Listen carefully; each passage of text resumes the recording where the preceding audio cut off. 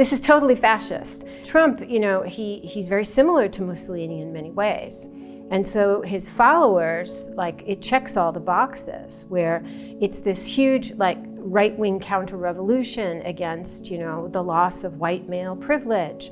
And it's to save civilization. And the whole Great Replacement theory, which, that's big in the MAGA base, that non-whites and non-Christians are having too many babies, we're going to be extinguished. Mussolini talked about this too. Trump is as if Huey Long married Charles Lindbergh, and they had a baby, they named him Donald Trump, and they let Roy Cohn raise the guy. Okay, that's the guy. Okay, and that's what he represents. And by the way, I know that, Mike Pence knows that, Jim Mattis knows that, General Kelly knows that. We have 40 plus people that are trying to express to you what he's like and the threat he is to the institutions of democracy. We have to state the threat, and the threat is very real. The threat of autocracy is real. This is a young country. Right now, Trump is the problem. So we have to talk about it. The problem is that we have a certain percentage of our country that wants to live in a dictatorship and will say so on TV. I have never thought that Trump was a politician. He has always been to me a salesperson, a salesman. And what he was doing, I thought, and I still think of him, literally I'm seeing this in my mind, as a mirror of a certain population.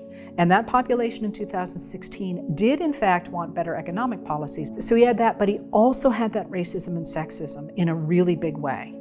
And that mirror being held up to me, to that population, was a huge red flag, because it was very clear he was not going to be even a traditional Republican at that point, which already had me concerned because they were quite deliberately building an oligarchy. This is the most terrifying reality, that we continue to spin in this direction of really hopelessness for most people about democracy, and that means the hollowed out institutions of democracy can do even more extreme and outrageous things without any political check. People are given permission to be their most violent selves, their worst selves. There's a collapse of morals, where he'd say, oh, in the old days, we used to be able to beat people up and nothing happened. So this is thug talk, right?